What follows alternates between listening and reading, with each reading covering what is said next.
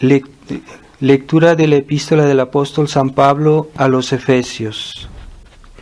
Hermanos, sed imitadores de Dios como hijos muy amados y vivir en caridad, como Cristo nos amó y se entregó a sí mismo por nosotros a Dios en ofrenda y sacrificio de suave fragancia.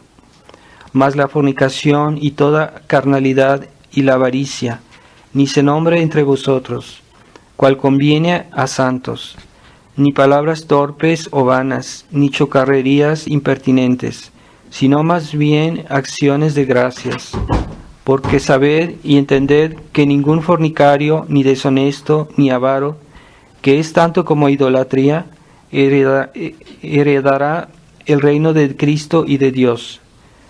Nadie os engañe con vanas palabras, pues por tales vicios descargó la ira de Dios sobre los incrédulos.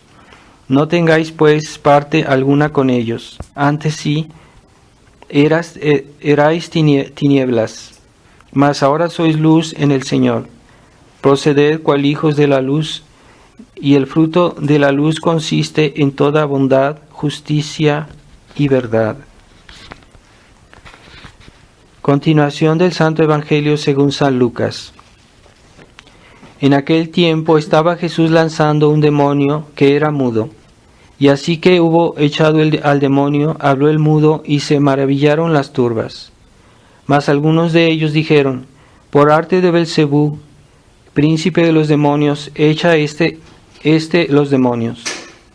Otros, para tentarle, le pedían algún prodigio en el cielo. Jesús, viendo sus pensamientos, les dijo: todo reino dividido en bandos quedará asolado, y caerá casa sobre casa. Si pues Satanás está en lucha consigo mismo, ¿cómo se sostendrá su reino? Pues decís que yo lanzo los demonios por arte de Belcebú. Y si yo lanzo los demonios por arte de Belcebú, ¿por arte de quién los lanzan vuestros hijos? Así que ellos serán vuestros jueces. Pero si con el dedo de Dios lanzo los demonios, sin duda ha llegado a vosotros el reino de Dios. Cuando un fuerte armado guarda su casa, seguro está de cuanto posee. Mas si llega otro más fuerte que él y le vence, le despojará de todas sus armas en que confiaba, y repartirá sus despojos. El que no está conmigo está contra mí, y el que no recoge conmigo desparrama. Cuando el espíritu inmundo sale de un hombre, anda por parajes áridos, buscando reposo, y no hallándolo dice: volveré a mi casa. ¿Y de dónde salí? Llegando hállala barrida y adornada. Entonces va y toma consigo otros 7 demonios peores que él, y entrando moran allí. Y el último estado del hombre llega a ser peor que el primero. Y aconteció que diciendo él esto, una mujer levantó la voz del medio del pueblo diciendo: dichoso el vientre que te llevó y los pechos que te amamantaron. Mas él dijo: más bien son dichosos los que escuchan la palabra de Dios y la guardan. En el nombre del Padre, del Hijo y del Espíritu Santo. Amén. Ave María Purísima. Estimados hermanos, estamos en el tercer domingo de Cuaresma y hemos escuchado en este Evangelio cómo nuestro Señor nos sugiere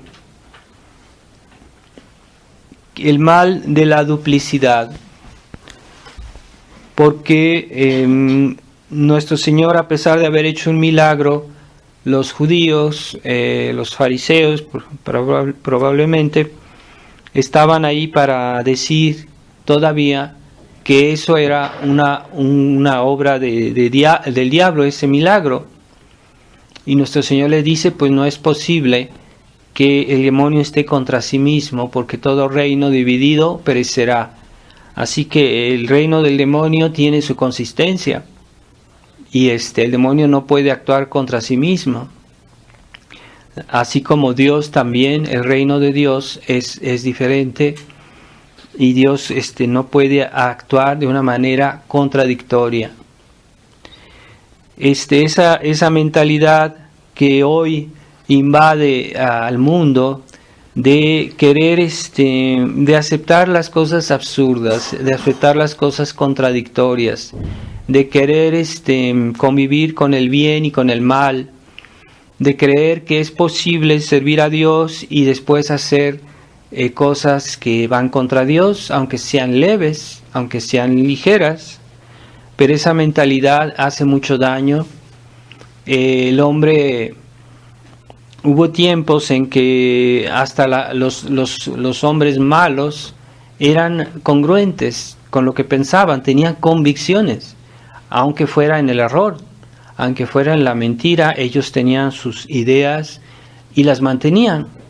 Había una coherencia de su pensar y de su actuar. Pero hoy vivimos en una época en que se ha llegado a aceptar el absurdo, aceptar lo que es contradictorio. Y así hay personas hoy que fácilmente dicen una cosa y fácilmente dicen cosas que son contradictorias y que aceptan finalmente el absurdo. Entonces esa mentalidad es más difícil de construir algo con una persona que tiene una mentalidad contradictoria, una mentalidad ambigua o ambivalente. Es más difícil razonar con ella, explicarle y decirle esto es así por este motivo y por este motivo esto es bueno, por este motivo esto es malo. Pero hay personas que aunque uno les dé claramente la verdad, de todos modos no la entienden. O de todos modos encuentran que hay otras cosas que pueden ser verdad al mismo tiempo y que son contradictorias. Así que esa coherencia que tiene, que tiene Dios, porque Dios hizo el mundo, hizo la iglesia, y todo lo que Dios hizo es coherente, es armónico, es lógico, no hay nada de absurdo, digamos de arbitrario en lo que Dios hizo. Entonces, si nosotros cuando tomamos nuestro catecismo, tomamos la doctrina de la iglesia, vemos que toda la doctrina de la iglesia es muy coherente, muy armónica, y que si negamos una verdad de nuestra fe, todo se cae, todo se destruye, porque está tan bien ensamblada la verdad que no se puede desechar algo sin negar el todo. Si Dios se equivoca en una sola cosa, Dios se puede equivocar en todo, entonces no es Dios, entonces no es infalible, no es la verdad misma. De ahí la importancia de tener ese sentido de la verdad, esa intransigencia por la verdad y decir, bueno, si esto es verdad, todas las otras verdades deben estar en armonía con esta verdad, porque si no, no sería verdad. Entonces no puede haber dos verdades contrarias, dos verdades contradictorias. Siempre la verdad es armónica. Entonces ese sentido de la armonía de la verdad, de la coherencia de la verdad, nuestros contemporáneos lo han perdido. Y es lo que nosotros a veces llamamos tener un espíritu liberal. Es una persona que es incoherente, que no es lógica en sus pensamientos, que hay cosas que deberían ser evidentes, pero que no las ve, que no entiende Entonces hoy se hace tal publicidad a esa mentalidad y se dicen cada cosa más necia, más absurda, y la gente lo acepta, ¿verdad? Como decir esas expresiones que utilizan hoy diciendo que cada quien tiene su verdad y hay que respetarlos, hay que respetar. Yo respeto tu verdad, yo respeto tu manera de ver, y no es así. no hay dos verdades. Si fulanito piensa que esto es de color blanco y el otro piensa que es de color negro, pues uno de los dos tiene que equivocarse, ¿verdad? No es posible que los dos tengan razón. Y si uno tiene razón, pues ahí sí yo puedo respetar eso que él dice. Pero si el otro está negando algo evidente, no puedo respetar su opinión y no puedo decir que es su verdad, porque no es su verdad, en realidad es un error. Esa persona está en un error, aunque pretenda tener la verdad, pues está en el error. Y por lo mismo que está en el error, yo no puedo respetar el error. O esa persona, en razón de su opinión, no tiene derecho al respeto, ¿verdad? No podemos respetar algo malo como tal. No todos tenemos la autoridad, ¿verdad?, para castigar un pecado, una falta de alguien, pero sí tenemos el derecho a decir que está mal. Tenemos el derecho a pensarlo y a desaprobarlo, por lo menos en nuestra persona, podemos y debemos. Entonces, cuando algo es evidente y no lo aceptamos, hacemos un pecado, porque Dios hizo de tal manera las cosas que debemos respetar ese orden, ¿verdad? Dios hizo la inteligencia del hombre para la verdad. El objeto de la inteligencia es la verdad, no el error. Por eso, cuando alguien acepta el error, se vuelve culpable. De ahí viene el sentido de la palabra pecado, ¿verdad? Cuando alguien utiliza algo que Dios hizo para una finalidad y esta persona no respeta esa finalidad, hace una falta, hace un pecado, ¿verdad? Entonces, si Dios me dio la inteligencia para conocer la verdad, para buscar la verdad, y yo no la uso para eso, yo la uso para buscar el error, estoy haciendo un pecado. Y si ese error es grave, pues yo estoy haciendo un pecado grave, que es digno de castigo, porque Dios castiga cuando uno infringe el orden de las cosas, ¿verdad? Así como Dios hizo la voluntad, todos tenemos voluntad, la hizo para que amar el bien, para seguir el bien, para querer el bien. Esa voluntad, si la usamos para buscar el mal, entonces estamos pervirtiendo la finalidad que Dios le dio a la voluntad. Y eso se llama una falta, eso es un pecado. Entonces debemos tener claro en nuestra mente esas cosas, ¿verdad? Es como si Dios hizo la boca para comer, ¿verdad? Pero yo no puedo comer por la nariz. Es absurdo, ¿verdad? Pero es que es el orden de la creación.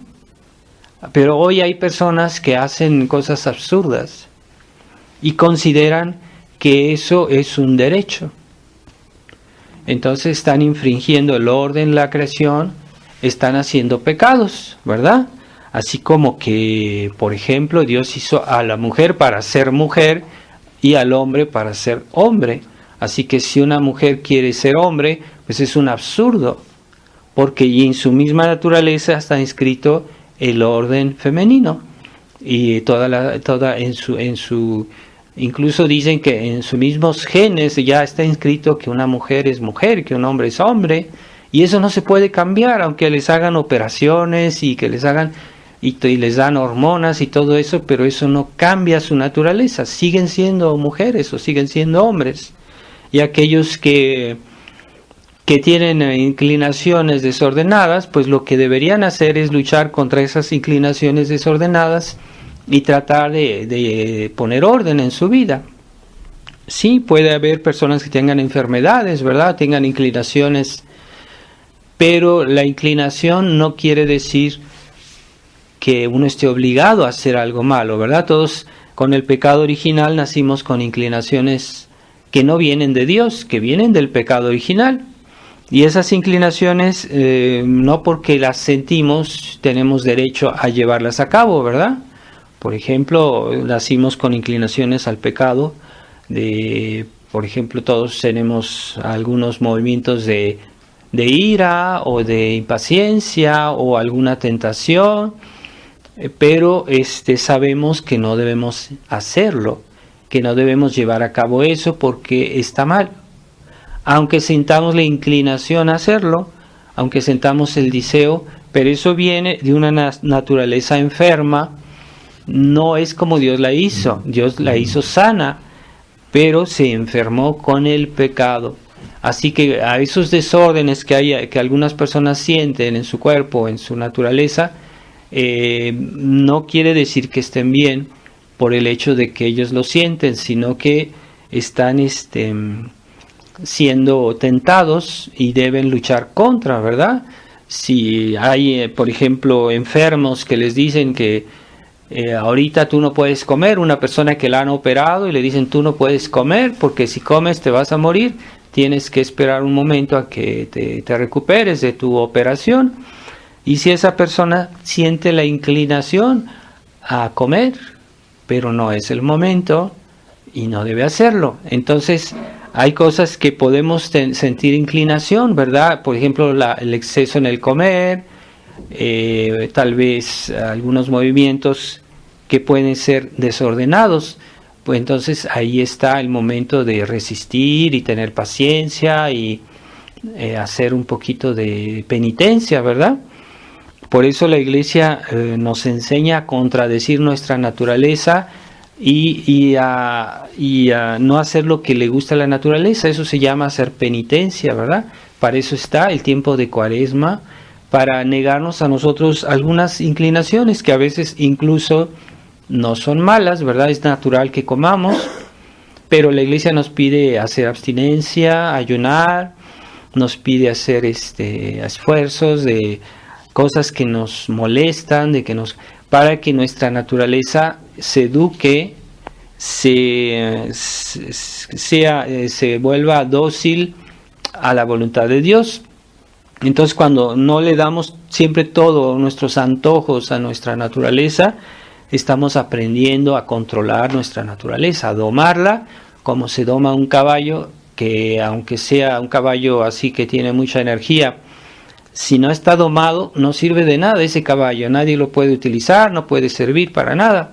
Pero una vez que se ha domado el caballo, entonces la energía de ese caballo va a ser útil. Así que nosotros tenemos una naturaleza que hay que domar. Y es muy importante esto en la educación de los niños, ¿verdad? Que hoy los padres no quieren exigir, no quieren regañar a sus hijos, no los quieren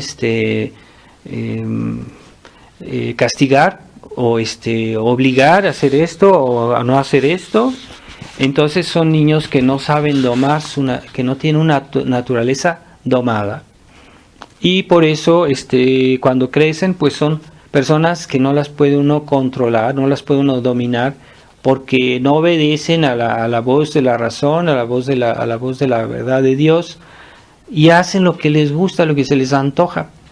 Entonces hay antojos que son malos y entonces no son capaces de resistir porque nunca resistieron a su naturaleza. Y ahí está el secreto del tiempo de Cuaresma, que nos ayuda a saber dominarnos y a privarnos de lo que nos guste. Por eso yo les insisto, hagan penitencia, hagan actos de mortificación en este tiempo de Cuaresma, cada quien según sus fuerzas, su salud, pero hay una mortificación exterior y una mortificación interior que también se puede practicar, ¿verdad? Tener paciencia con las personas molestas, ayudar a las personas que lo necesitan,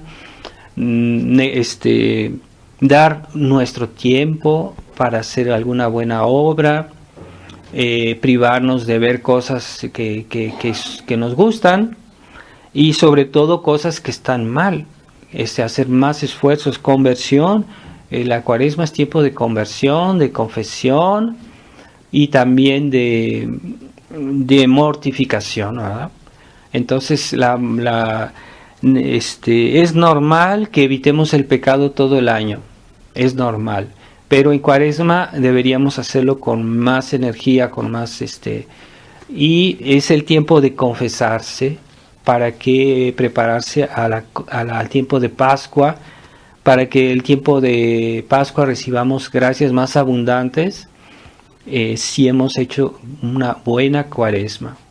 También hay una manera de mortificar la voluntad, que es deshacerse de las cosas de nuestras propiedades, ¿verdad?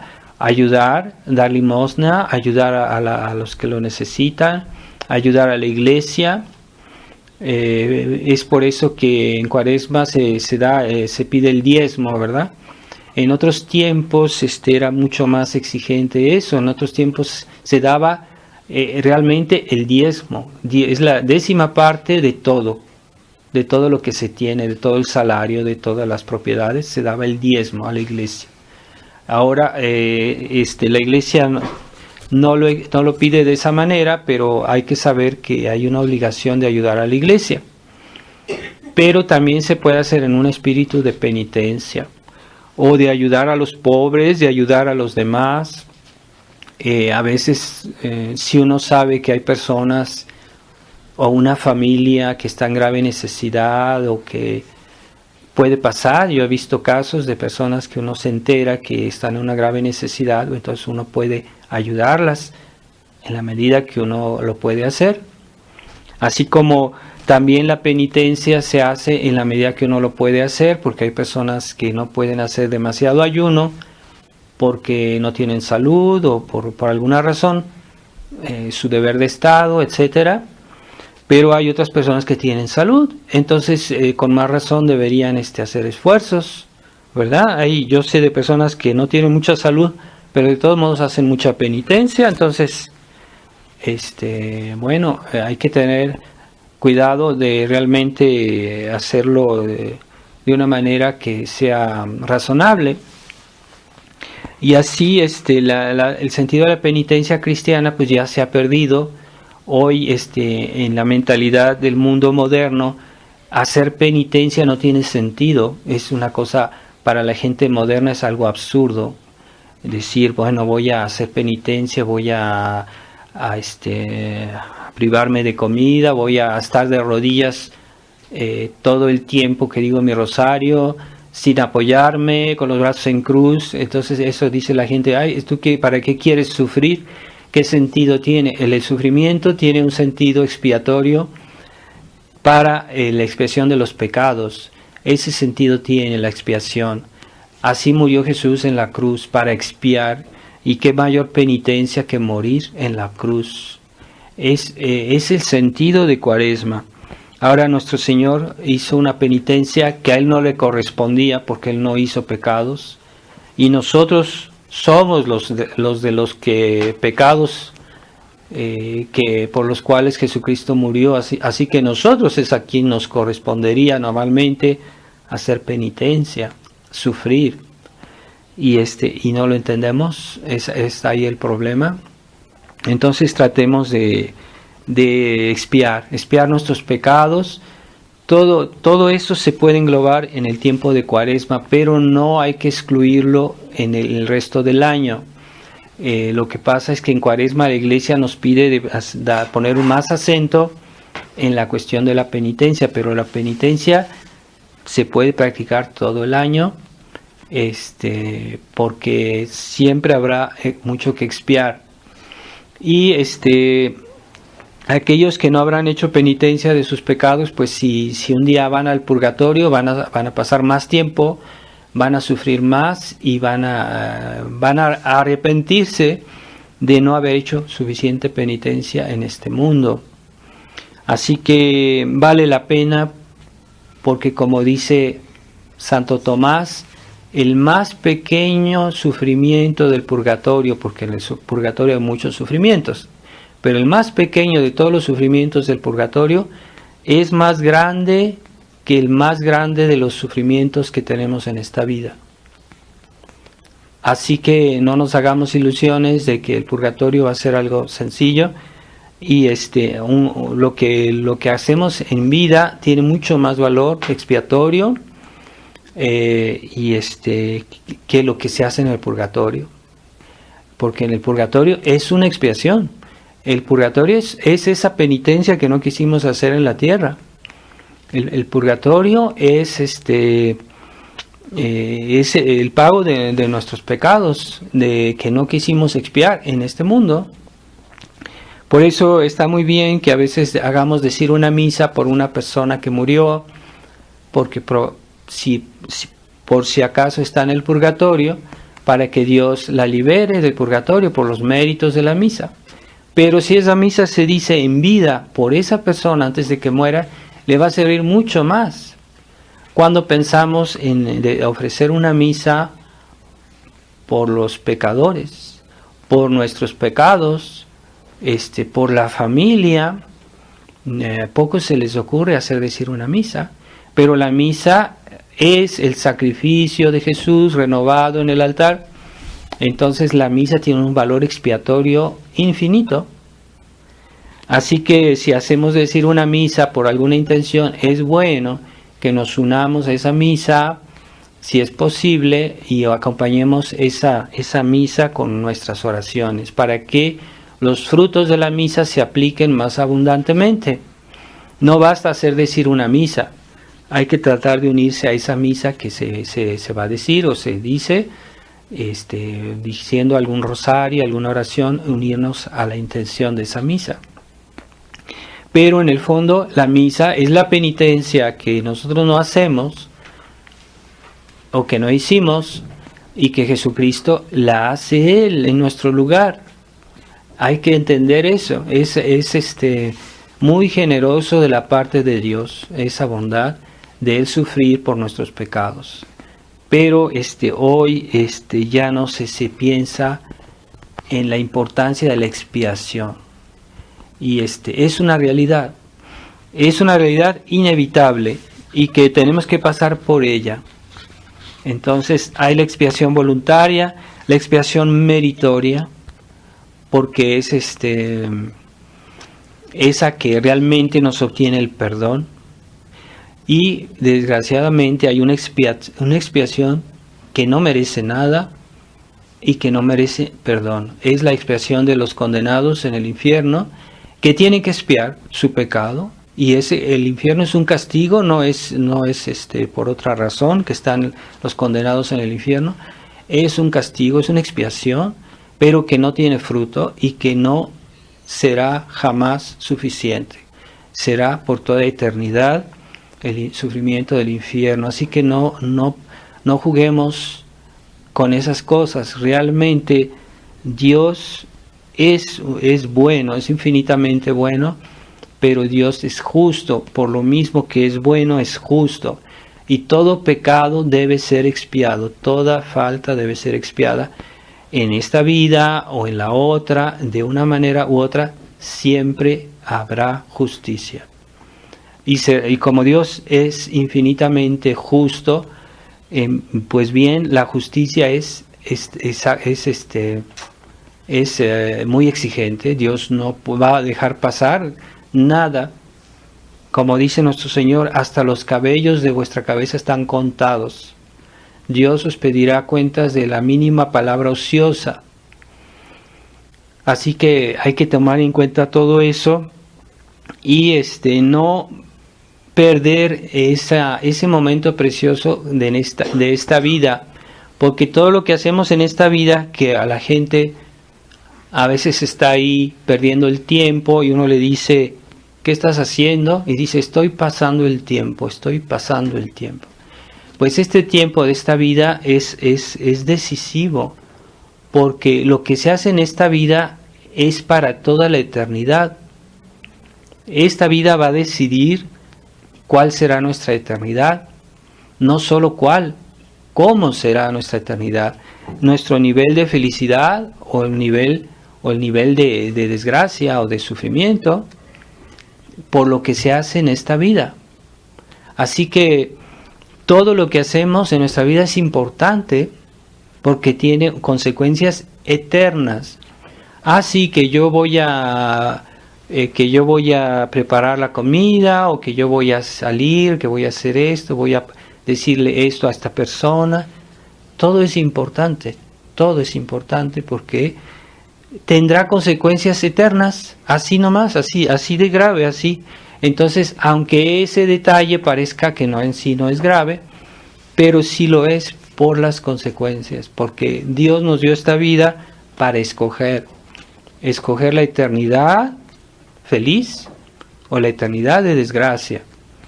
Y todo lo que hagamos concurre a eso, todos los actos que hacemos conscientemente, sabiendo que hacemos el bien o hacemos el mal, todo eso tendrá consecuencias. Pero como esta vida Dios nos la dio, esta vida nos la dio para escoger la eternidad, en razón de esa eternidad, pues esta vida adquiere mucha importancia. Todos los actos que hacemos tienen mucha importancia. ¿Qué importancia? Una importancia eterna. Sí, pero no, yo no veo el cielo, yo no veo... sí, pero aunque no lo veas. Y Dios te puso aquí en este mundo para eso. Así que el gran drama de los hombres de hoy es que no entienden eso. Están pasando esta vida, pasando el tiempo, pasan los días, pasan los años y no hacen nada por su alma. Entonces, qué drama, qué desgracia esas personas, ¿verdad?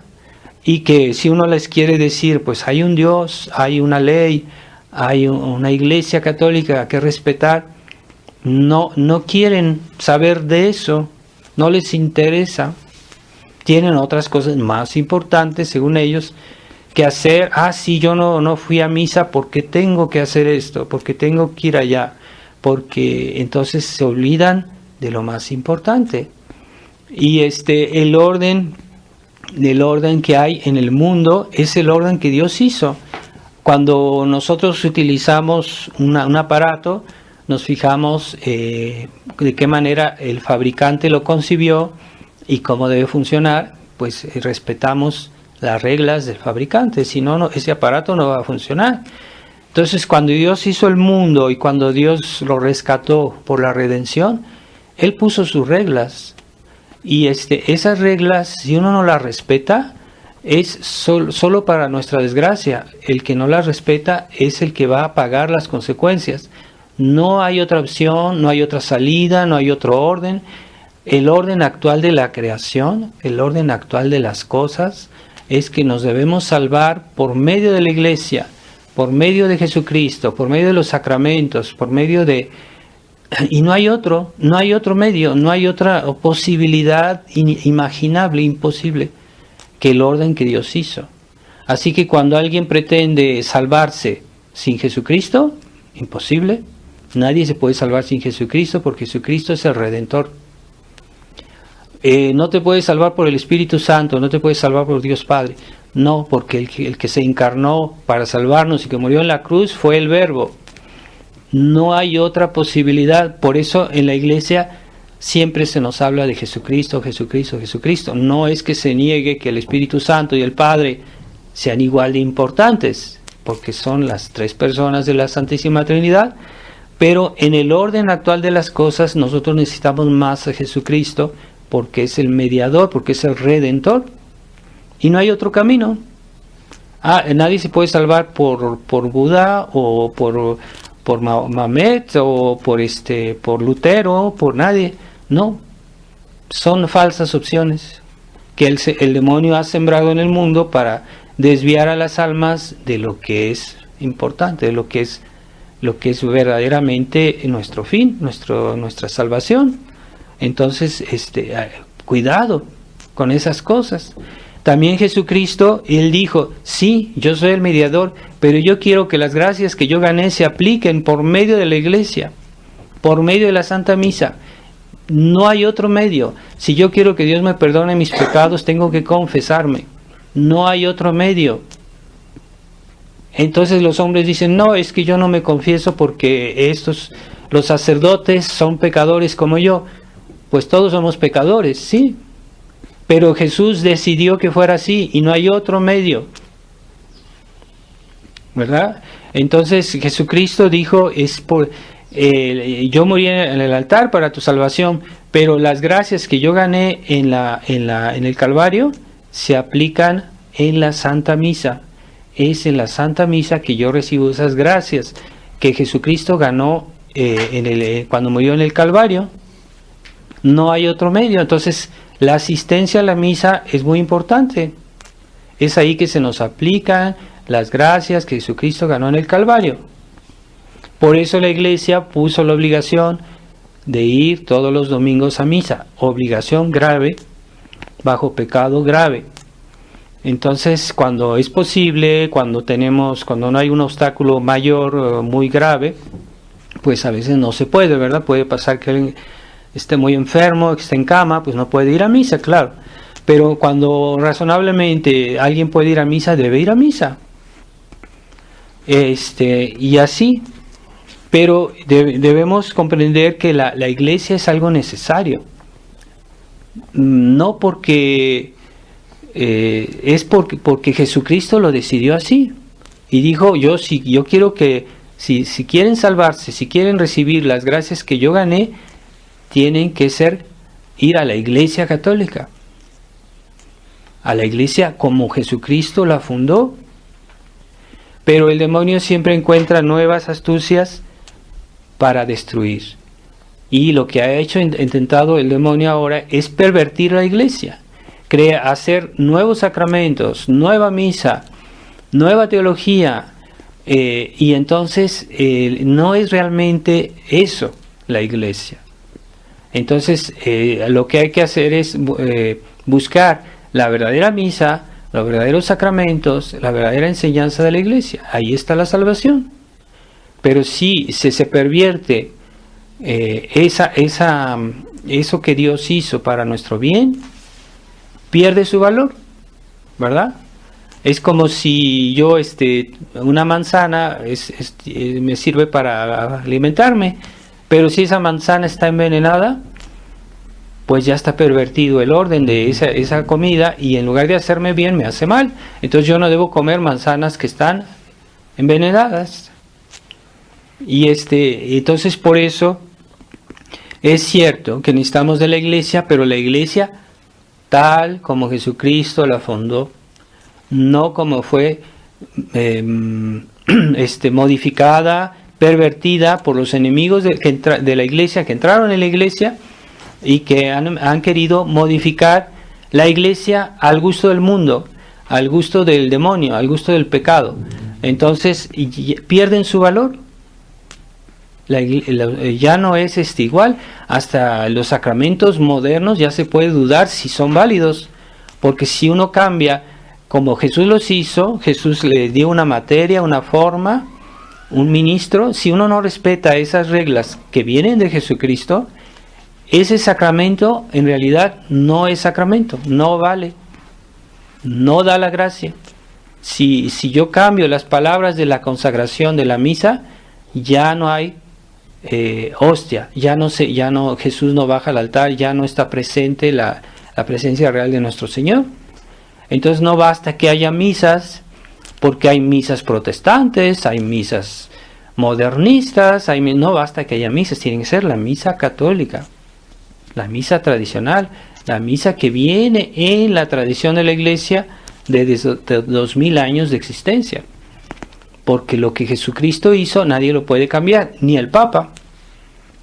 Lo que Jesucristo dijo en el Evangelio nadie lo puede retocar, ni el Papa. El Papa está ahí para cuidar, así como los pastores, nosotros los sacerdotes estamos aquí para cuidar lo que recibimos, la herencia que nos viene desde Jesucristo, que nos ha sido transmitida de generación en generación hasta nuestros días. La iglesia no cambia. Y hay cosas que la iglesia puede cambiar, algunas oraciones, algunas cosas, pero aquello que la iglesia, Jesucristo lo hizo, nadie lo puede cambiar, porque para cambiar lo que Jesucristo hizo deberíamos ser una autoridad más importante que Jesucristo, y como no somos dioses, entonces no podemos retocar lo que Jesucristo hizo. En algunas cosas Jesús dejó libertad a la iglesia, a los hombres de iglesia, de hacer, ¿verdad? De modificar, pero en otras no. Entonces aquellas que Jesucristo hizo son para siempre. Y si el Papa retoca eso, pues está yendo contra la voluntad de Jesucristo. Si el Papa quiere cambiar la doctrina, la enseñanza de nuestro Señor, lo que antes era pecado, ahora ya no es pecado, pues aunque lo hiciera, sus palabras, sus decisiones no tienen valor, porque no pueden, si algo que hace el Papa tiene valor, es porque Jesucristo le dio el poder, pero si él se opone a la voluntad de Jesucristo, entonces no tiene valor lo que él hace. Y ahí está la cuestión, que muchos católicos no entienden y quieren exagerar en esa, ¿cómo se dice?, autoridad del Papa, ¿no? El Papa tiene autoridad para eso que Jesucristo le dio autoridad, pero no tiene autoridad para hacer lo que Jesucristo no le dijo de hacer. Entonces, pues sí, entonces tratemos de ser coherentes con nuestra fe, la verdad. Nuestra inteligencia fue hecha para la verdad, no para cosas absurdas, cosas necias. Y hoy la gente se ha acostumbrado a la necedad, a cosas que no tienen sentido, que no se pueden explicar porque son finalmente prejuicios que tienen estas personas, y no es porque entienden algo, nada más porque los demás lo hacen, ¿verdad? Y está mal, ¿verdad? Debemos superar eso. Entonces vamos a esta mañana es la fiesta de la Anunciación. La fiesta de la Anunciación es una gran fiesta, es el día que el Verbo se hizo carne, pero también según la antigua tradición se dice que fue un 25 de marzo que murió nuestro Señor. Así que el día que murió nuestro Señor fue en realidad un 25 de marzo, es lo que dice el Martirologio. Y pues también para nosotros la tradición tiene un gran significado, porque ese día también murió Monseñor Lefebvre. Mañana es el aniversario de su muerte, entonces yo voy a decir la misa por él. No creo que él necesite nuestras oraciones, pero es nuestro deber pedir por él o por sus intenciones. Yo creo que podemos hacerle ese regalo de pedir por sus intenciones, pedir por lo que queda de la fraternidad, porque la fraternidad de San Pío X ahorita está desfigurada completamente. He escuchado decir que incluso que hay un sacerdote que ya está enseñando en el seminario que la nueva misa está bien. Entonces, ¿a dónde está la fraternidad hoy? ¡Qué desastre! Y también les recuerdo que estamos en el mes de marzo, y esta semana pasada fue la fiesta de San José. Entonces tengamos presente a San José en este mes, patrón de la Iglesia Universal. Pidamos por la Iglesia, para que Dios a San José, porque la Iglesia pasa unos momentos muy difíciles. Y pidamos también, podemos decir que Monseñor Lefebvre puede rezar por nosotros. Él, cuando uno lee sus obras, sus escritos, sus sermones, se ve que tenía un gran amor por la Iglesia. Él amaba mucho la Iglesia y tenía el sentido de lo que es la Iglesia, como Jesucristo la fundó. Así que también él podemos recurrir para pedirle por la Iglesia, porque cada vez oímos noticias más graves. Lo poco que quedaba de sano en la fraternidad pues está cada día peor. Muchas personas que están fallando, que están cayendo en errores. Entonces hay que rezar mucho porque Dios tenga piedad de su Iglesia, y que pues ya no permita que los católicos que todavía tienen la fe, que resisten, que se echen a perder. Es muy fácil, ahorita por todos lados es muy fácil fallar, muy fácil corromperse. Hay que pedir mucho para que Dios nos conserve a nosotros y a las personas que en el mundo somos pocos. Ahorita son un puñado de sacerdotes en el mundo que realmente defienden el 100% de la fe. Son muy pocos, no solo la fe, sino los actos que van coherentes con la fe. Esa coherencia es lo que más falta en este mundo. Pidámosle a Dios tener siempre coherencia en nuestra vida, respecto a nuestras convicciones, a la enseñanza de Dios y de su Iglesia. Ave María Purísima, sin pecado concebida. En el nombre del Padre, del Hijo y del Espíritu Santo. Amén.